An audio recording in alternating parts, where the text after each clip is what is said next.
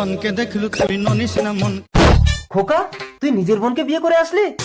কি বলছো বাবা? হ্যাঁ খোকা, আজ থেকে 25 বছর আগের কথা। তুই তখন দুধের শিশু। রাধিকা। আমি তোমার সংসার করব না স্বামী, এই নাও তোমার সন্তান, আমি সাহেবের সাথে চললাম। রাধিকা, রাধিকা, রাধিকা, রাধিকা। ও মা, লোকটা তো শীতে কাঁপছে। বাবু, আমার ডেরায় চলো, আমি তোমার গা গরম করে দেবো। ছি ছি ছি রে ননি। আমি কোথায়? তুমি পরীর ডেরায় বাবু। আমি কিছু করিনি তো। আমি তোমার সন্তানের মা হব বাবু। না, আমার ছোট্ট সন্তান আছে। বাবু, এইভাবে কেটে গেল 20টা বছর। পরি আজও অবিবাহিত, কিন্তু এই মেয়েটির মা হলো কি করে? তার মানে এই মেয়েটির বাবা আমি। তার মানে এ তো আমার বোন।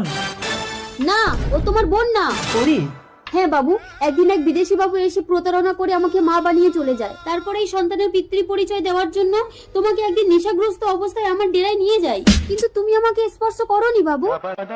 এই সেই বিদেশি বাবু পরি যে তোমার সাথে প্রতারণা করেছিল। তুই আমাকে মা বানিয়ে দিয়ে তুই রাধিকাকে নিয়ে পালিয়েছিস। ভয় নেই পরি, ও আমাকে কোনোদিন স্পর্শ করতে পারেনি। রাধিকা।